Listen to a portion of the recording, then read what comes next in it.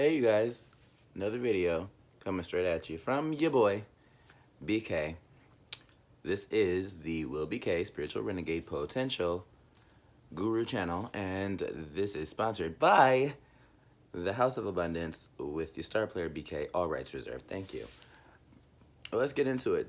This is the continuation of the why it's important, which I think I'm going to redact to the why it matters astrology videos. But yeah, anyway, this is the Mercury video, astrology, the astrology with BK, and I would just like to say thank you. Thank you for stopping by and watching, tapping in with me on my channel. Thank you to the powers that be that allow me to do this, and the Most High that guides me intuitively through all the things that strengthen me, and I thank you. And just yeah, could not be doing this without you. And without further ado, we're gonna talk about why Mercury, why your natal chart placement is important, and why it's important for you to get in touch with these placements and understand yourself through astrology. I do have, I believe, an astrology playlist, for which if I do, I'm gonna check obviously, but if I do, will be mentioned and listed down in the description, which I also will be updating some infos on. I know I said in the last video, I was waiting for things to upload and things to also download. And Mission cumplida, butchered that. So yeah, Mercury in your chart and why it matters to you, why it's important to know, and how to use that, right? So Mercury, usually in the mythos, is represented by Hermes, and then I can't think of the other. I think his name was Mercury, but is represented by the messenger of the divine, universe, that all of that. So like Mercury is usually the messenger, the communications, the to and from, the here and there, and like those relationships that you have that are the closest to you, that's like a back and forth type of communication type of thing, right? We've talked about your sun, moon, and rising and what those represent. But starting at these planets, and then I'm going through based on like the closest to us in terms of astronomy, those physical bodies up there, but also the things that more so shape our personality in other ways. So we talked about the sun, moon, and rising, which a lot of people consider like the three main factors that make up your personality, especially when, interacting with the world and with others. But the things like Mercury, Venus, Mars, and in some ways even Jupiter, those type of influences are more so like things that are part of your psychology, physiology, like things that are more so under the surface that like really just have more so of an influence and less a direct impact on how you operate. But Mercury being the closest to the sun, and the fastest moving planet in our solar system, it really represents in your natal chart, right, how your mind works, how you absorb and retain information, and then how you like relay that information to your environment and to other people, and the way like your mind is set up, how it moves, and basically the structure of your internal mind. And I say that in a very Capricorn way because Mercury in Capricorn. So this one is like one of those placements where I feel like it would be easiest explained by going through all the signs. And because that's what I'm intuitively given, that's just what we're going to do. But this is not going to be a long video. So we talked about, how Mercury is like the messenger.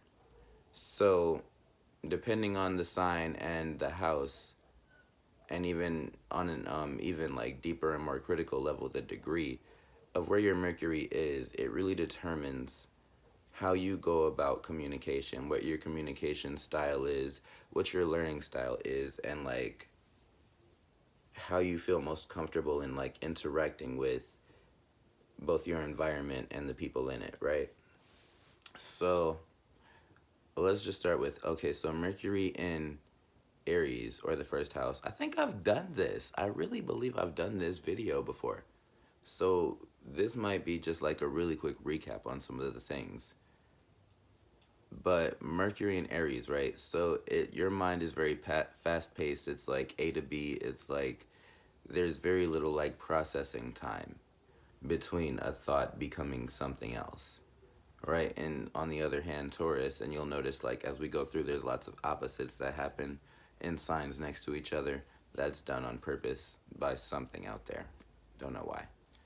But then Taurus takes a lot more time to retain information, hold on to it, process, and absorb it before, you know, doing anything about that thought. Now, and also, I feel like I should add, when it comes to the sign of Mercury, this really deals strictly with just like your thoughts and your thought based self, and your thought being your mental bodies, right? Because your moon is like how you process emotions, and then like Venus is like emotions on a deeper level of like your principles and values and what means the most to you. So Venus would be more so like the feelings planet, where Mercury is like the thoughts planet. So it's very important to distinguish between the two, because thoughts are not emotions, and emotions are not feelings, and feelings are not sensations, but that's a whole nother conversation. So yeah, so Mercury in Gemini takes both the influence of Aries and Taurus, and always has to balance things out and weigh out options and pick between two sides. So they can come off a lot like very much scatterbrained, like there's no straightforward methodology between here and there, A and B, and it's a lot of things, but it's nothing all at once. And then Cancer in the Mercury sign really brings out the more so Moon and Venus influences when it comes to thoughts. So thoughts are more constructed and based on like more so the feelings aspect of your environment and how you're taking things in, and that kind of goes back to your rising sign and your moon sign. But that's more so like Mercury in Cancer is like basically having like a moon or like a Cancer and Mercury type of, well, having like a moon or like a Venus type of, these are my wants, needs, and desires, and also kind of like a Plutonian like influence a little bit in that Mercury area. Um, Mercury, lips, teeth, tip of the Mercury in Leo makes everything grandiose, like larger than life, like bigger, and like requiring a major focus. So Mercury in Leo can cause a person to really be like either very good at multitasking or very bad at multitasking, because there needs to be a singular mental focus on just one thing at a time, or having the ability in some way to make whatever is being talked about or thought about or communicated basically folding back in on that one point or that one person, like um so yeah, like either being really really focused or really unfocused, and also having like a more childlike approach to situations of like maybe wonder and awe, or um pretending, or even really not having an understanding of what's being talked about on a deeper or more mature level, like it's very surface level type things. No offense to Leos, but anyway, so Virgo in the Mercury is like very very diligent, very detail oriented, very precise, and very shrewd in the way that like Mercury makes you communicative, and Mercury is one of the ruling planets over Virgo. So that's Mercury in Gemini, Mercury in Virgo, Mercury in Libra. Mercury and Aquarius are all like really good placements because it opens up the mind more to different styles of communication and understanding and communication and getting messages across. Mercury also can represent synchronicities, like in the way that you process synchronicities or like your real time or symbolism, things of that nature. We'll touch on it because that's coming up. So, but Mercury and Virgo can make you very analytical, very like probability based, and more so inclined to have thoughts towards how things can work out and how things are working within, if that makes any sense. I hope it did. And then Mercury in Libra. Mercury in Libra is a very good placement, psychic wise, or like psychic ability type wise, because Libra is the sign of compatibility, fairness, justice, impartiality. And Mercury is the sign of communications, thoughts, speed, acuity, wit, things of that nature.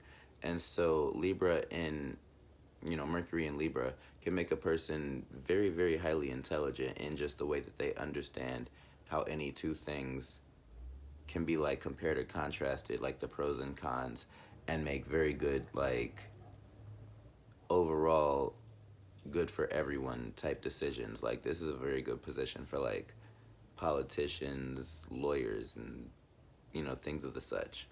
Then you have Mercury in Scorpio, which makes a person more inclined to have like deep and dark type humor, have more so an affinity of like being able to talk about death, sex, and transformation and money than most, and or at least have like an inner understanding of it, or makes a person very possessive about their thoughts. Someone who has a lot of insight to share when they share, but are not quick to share. Can also make a person someone who seems more so, I want to say unstable, but not in the way that we're thinking.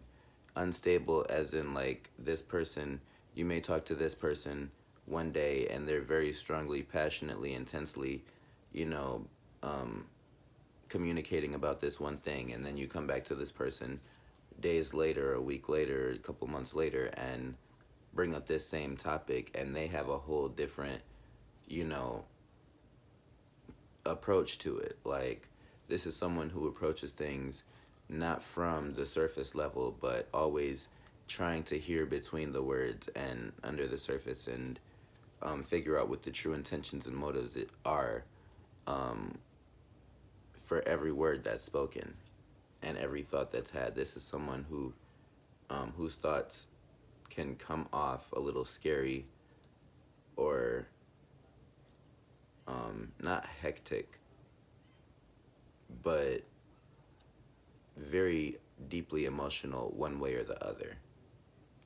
Then you have Mercury in Sagittarius, which makes someone only want to talk about the places they're going to, how they're having fun, possibly the love interests and intimacy and romantic things that they are willing to engage in. This is someone who's more like liberated and free, brash, and sometimes blunt with the way that they speak.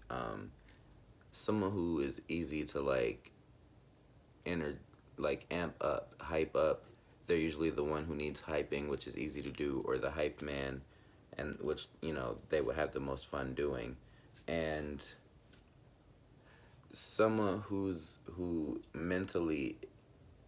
physically always here but mentally always somewhere else. These people are very good at learning and studying. This would be a type of person who has a passion for things like that, for like what do they call it? Continued education, philosophy, religion,